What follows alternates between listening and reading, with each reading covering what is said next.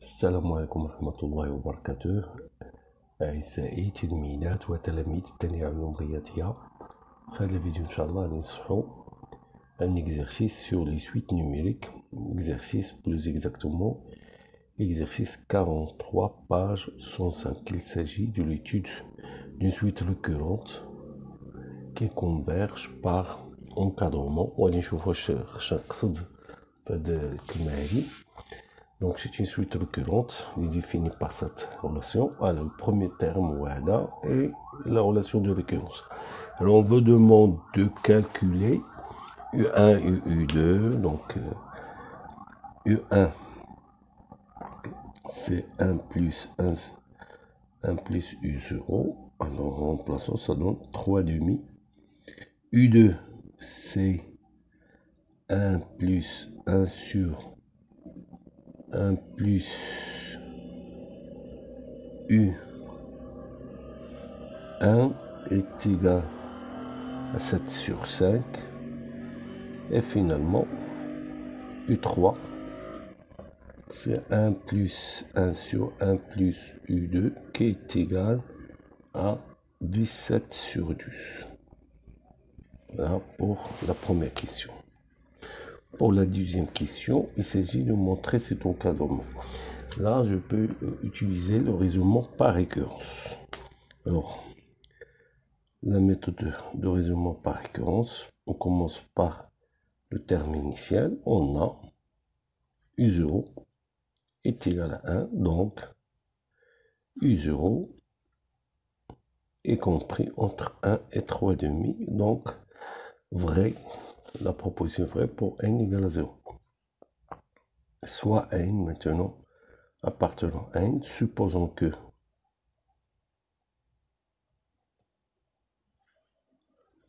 Un est compris entre 1 et 3 demi, montrons que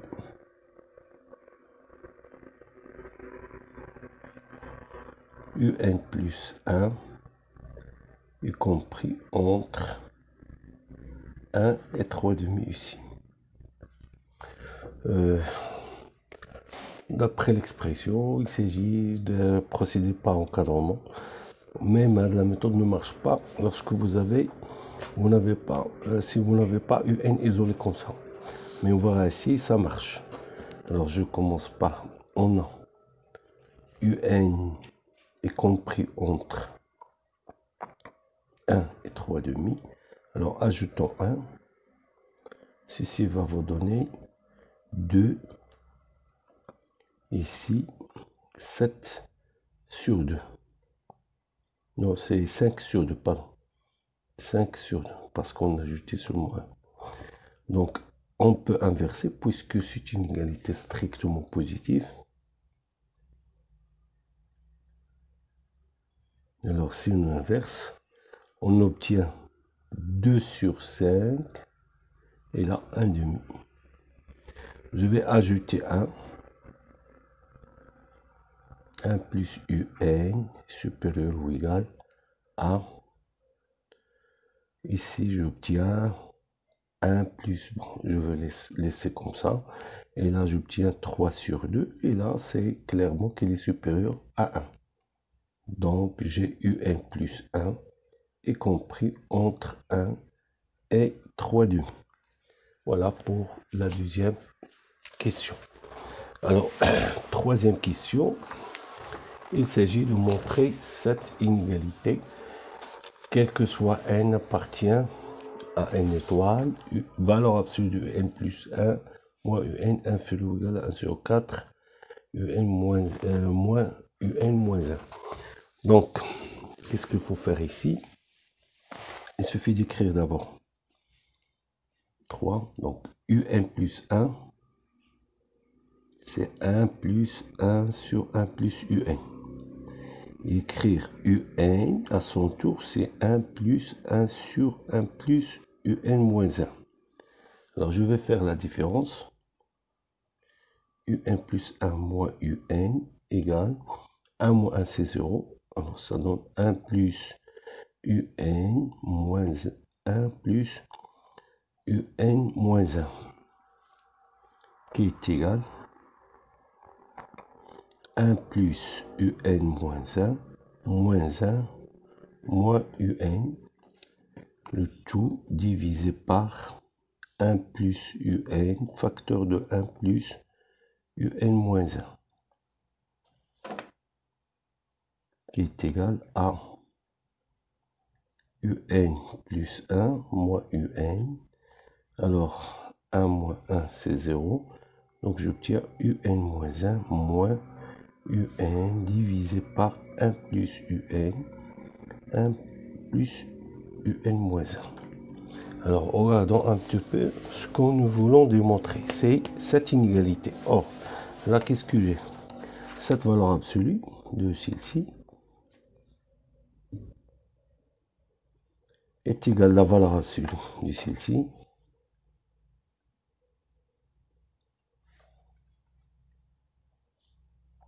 divisé, donc ça c'est un nombre positif.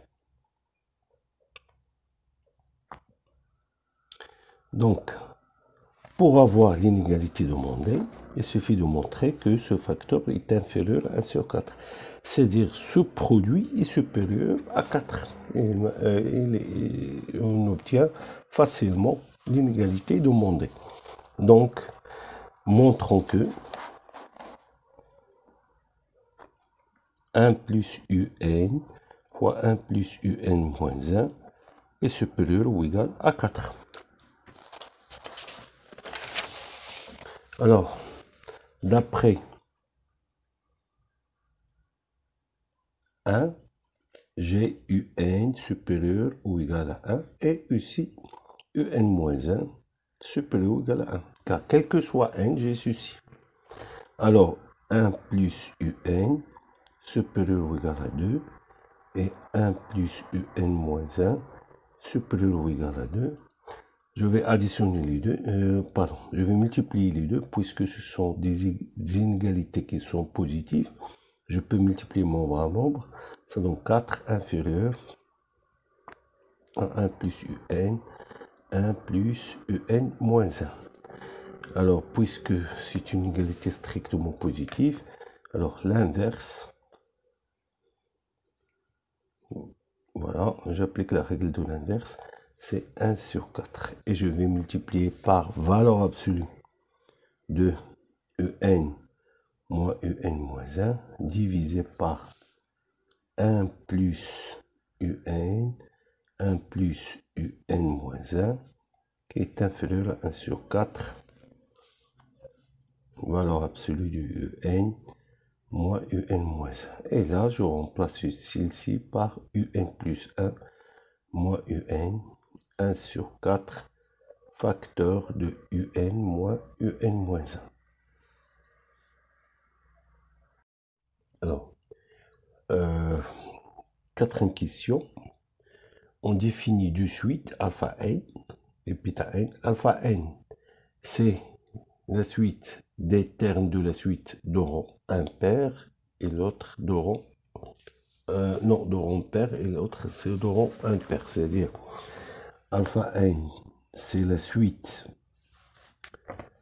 alpha 0, alpha 2, alpha 4, pardon, U0, U2, U4, U6, etc. Et la suite bêta n, c'est la suite des réels U1, U3, U5, etc. Donc, vérifiez que on a toujours, quel que soit bêta n est égal à cette expression. Là, c'est simple. Alors, 4a. Alors, j'ai alpha, ils ont demandé bêta n, oui, c'est ça. Bêta n, c'est, ils ont défini bêta n comme le terme de la suite de rang 2n plus 1, qui est égal à 1 plus 1 sur 1 plus un 2n. Voilà. Ça, c'est la définition de la suite un, qui est égal à 1 plus 1 plus alpha n. Voilà. Ça, c'est la relation entre les deux suites. Voilà, ça c'est normal. Voilà, parce que alpha n, c'est le terme de rang 2n, et bêta n, c'est le terme de rang 2n plus 1, c'est-à-dire elles sont deux termes consécutifs dans la suite un. Alors, on a vérifié ceci. Alors maintenant, on va vérifier que alpha n est inférieur ou égal à bêta n. Alors là, on va utiliser la récurrence. Voilà, donc, raisonnement par récurrence. Alors, pour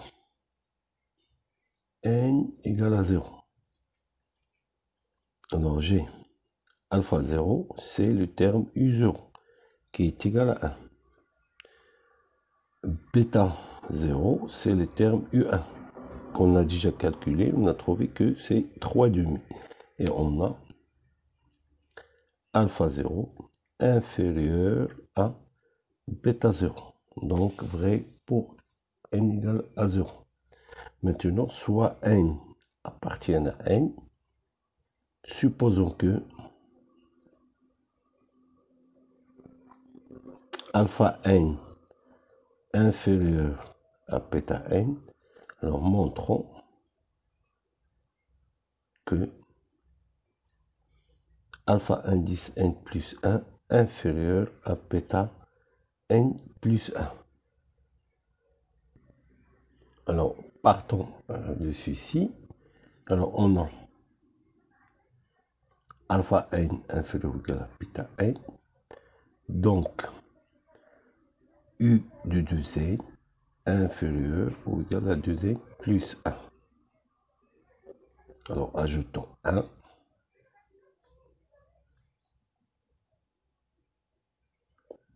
Alors, strictement positif, parce que ceci est supérieur à 1 plus 1 supérieur à 2, donc strictement positif. Inversons, c'est 1 plus u de 2n plus 1 inférieur ou égal à 1 sur 1 plus u de 2n. Ajoutons 1 plus u de 2n inférieur ou égal à 1 plus 1 sur 1 plus u de 2n. Et là, c'est, pardon, c'est plus 1. Là, c'est le terme un plus 2. Et là, sur le terme, voilà, j'ai oublié ici, un deuxième, voilà, un plus 1. Oui, et là, c'est le terme, non, c'est un plus 2. J'ai inversé là, j'ai un plus 2. Et là, j'ai un plus 1. Parce que j'ai inversé, voilà, j'ai 1 plus un plus un. Voilà, un plus 1. Ceci, c'est alpha n plus 1. Et là, j'ai besoin de bêta n plus 1. Alors, réappliquons le procédé une deuxième fois. Alors, j'obtiens par la même méthode, voilà, 1 sur 1 plus u de n plus 1 inférieur à 1 plus u de n plus 2. Là, c'est le terme u de n plus 2 inférieur à u de n plus 3. Et voilà, là, c'est alpha n plus 1. Et là, c'est bêta n plus 1. Voilà, car alpha n plus 1, c'est quoi? C'est u 2 fois n plus 1, ce qui donne le terme 2n plus 2. Et bêta n plus 1, c'est u 2 fois n plus 1, qui va vous donner u 2n plus 3. Voilà, c'est-à-dire réappliquer l'inégalité deux fois, et on va revenir à alpha n inférieur à bêta n plus 1. Alors, 4c, maintenant, il s'agit de montrer que alpha n est croissante et bêta n est décroissante. Alors, commençons par alpha n, la suite alpha n. Alors, on va utiliser la récurrence, d'accord? Montrons par récurrence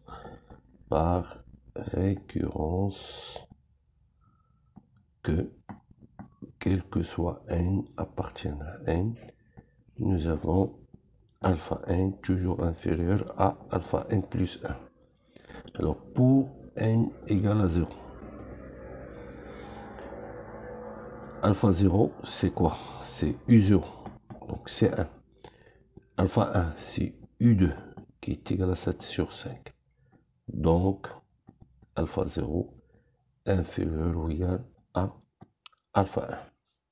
Alors, soit n appartient à n, supposons que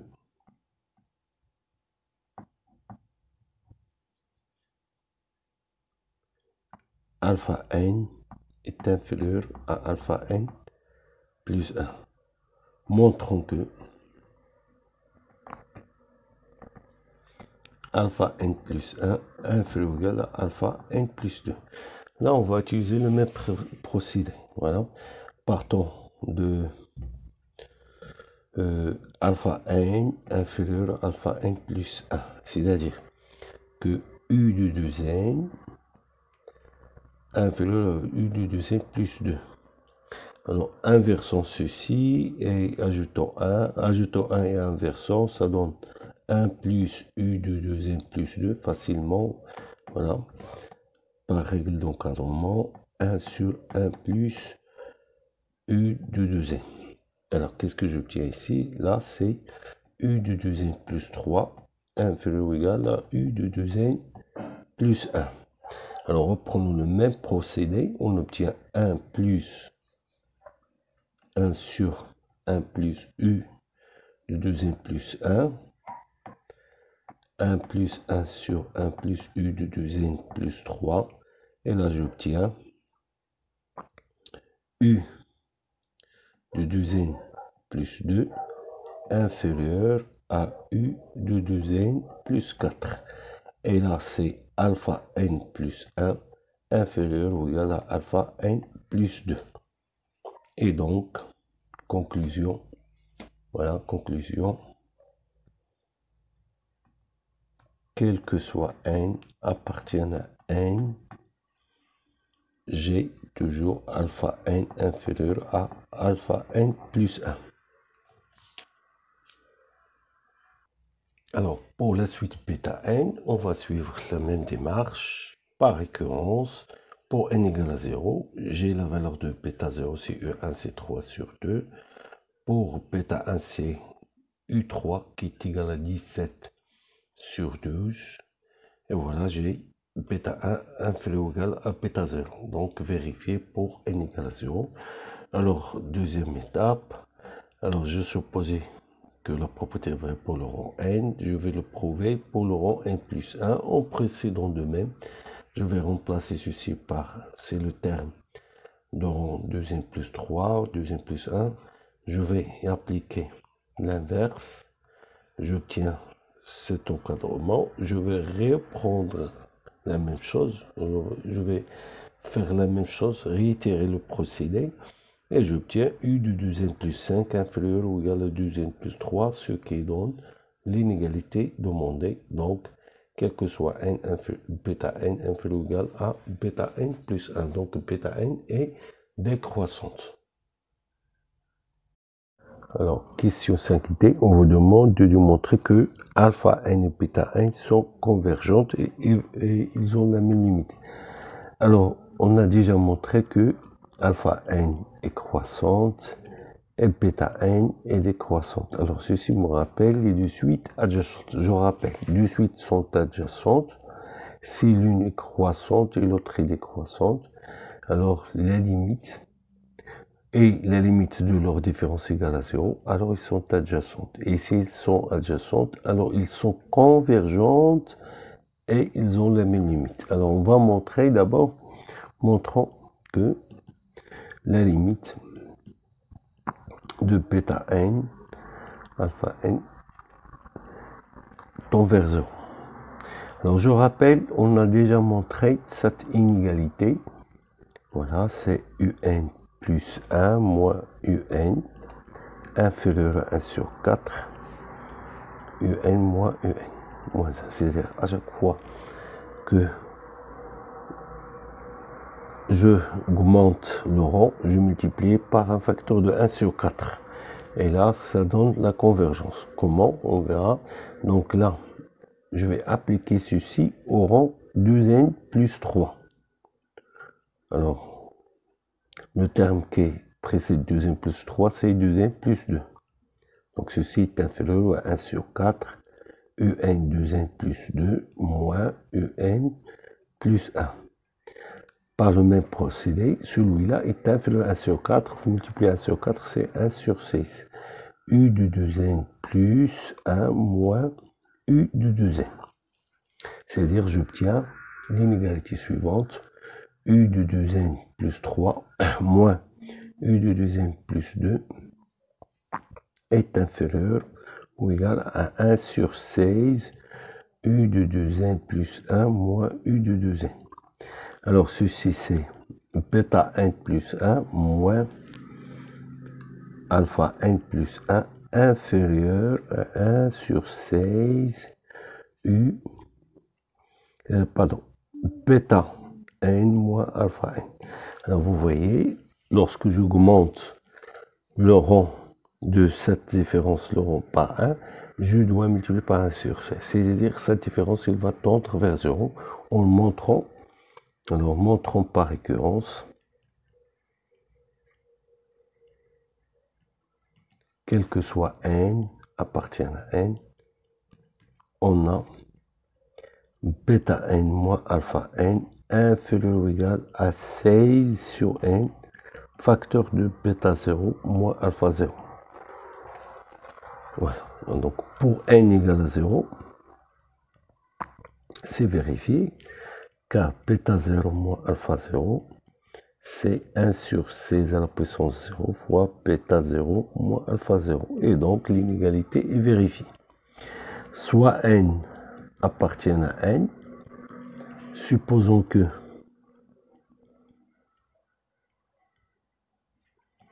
bêta n moins alpha n inférieur à 1 sur 16 à la puissance n, bêta 0 moins alpha 0, montrons que bêta n plus 1 moins alpha n plus 1 est inférieur ou égal à 1 sur 16 à la puissance n plus 1 fois bêta 0 moins alpha 0. Alors, en partant de cette inégalité, on a, partons de celle-ci, moins bêta, valeur absolue de bêta n moins alpha n est inférieur à 1 sur 16 à la puissance n, bêta 0 moins alpha 0.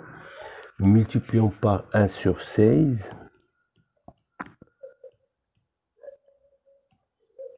Alors, ceci, ça donne 1 sur 16 à la puissance n plus 1, bêta 0 moins alpha 0.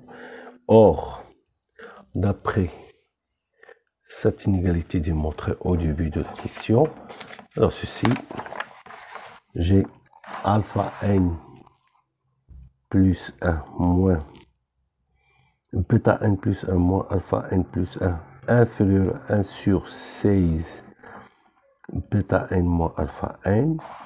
Donc, par transitivité, j'ai bêta n plus 1 moins alpha n plus 1 inférieur à 1 sur 16 à la puissance n plus 1, facteur de valeur absolue de bêta 0 moins alpha 0. Donc, conclusion, quel que soit n appartient à n, j'ai la valeur absolue de bêta n moins alpha n inférieur ou égal à 1 sur 16 à la puissance n fois bêta 0 moins alpha 0. Or, la limite quand n tend vers plus l'infini de 1 sur 16 à la puissance n, c'est 0. Suite géométrique d'horizon comprise strictement entre moins 1 et 1. Donc, je peux conclure facilement que la limite de bêta n moins alpha n, c'est 0. Alors, comme la suite alpha n est croissante et bêta n est décroissante, alors les deux suites alpha n et bêta n sont adjacentes.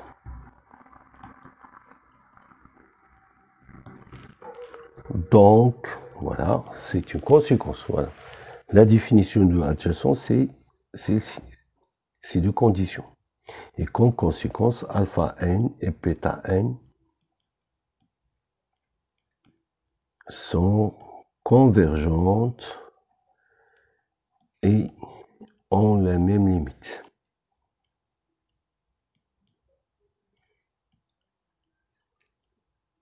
Et voilà, on a démontré la question 5D. Question 6A, il s'agit de montrer cette inégalité. Alors là, je vais utiliser, voilà, d'abord je vais fixer un entier quelconque. Alors remarquez que j'ai un plus 1 d'abord est égal à 1 plus 1 sur 1 plus un, et racine de 2, c'est 1 plus 1 sur 1 plus racine de 2. Alors, pour voir ceci, alors, rendre rationnel là, donc, adéatiquement, 2 moins 1, on a le fort racine de 2 moins 1. Là, c'est 1, c'est racine de 2 moins 1, plus 1, ça donne, voilà, ça donne racine de 2.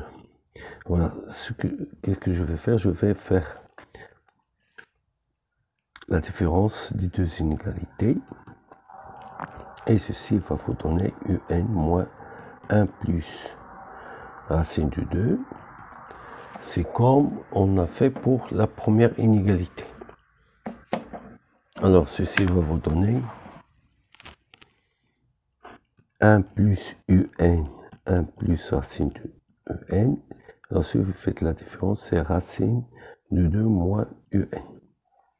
Donc en valeur absolue, un plus 1 moins racine de 2 est égal à un. Valeur absolue de un moins racine de 2 sur 1 plus un, 1 plus racine de 2. Alors comme l'autre fois, on a ce produit, c'est facilement, il est supérieur à 4, car chacun des deux facteurs est supérieur ou égal à 2. Donc inversement, 1 sur 4, voilà, 1 sur 1 plus un, racine fois racine de 2 plus 1 est inférieur ou égal à 1 sur 4. Multiplions par u moins racine de 2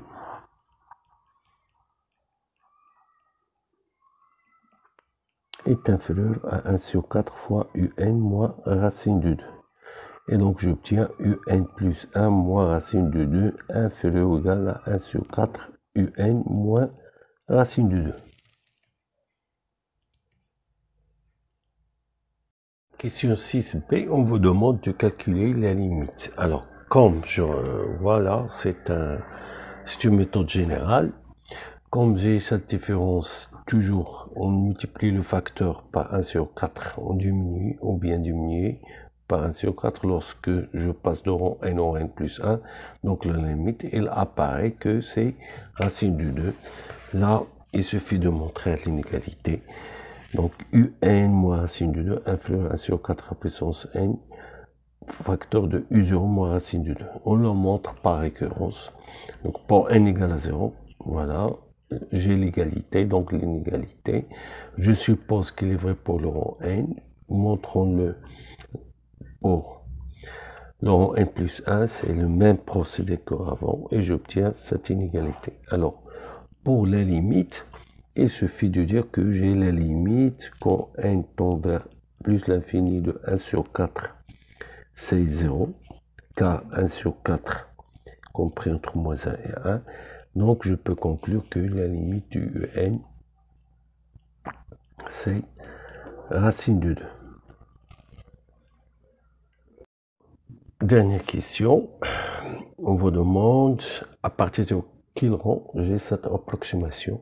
C'est-à-dire j'approche les termes de un par racine du 2 à 10 puissance moins 2 près.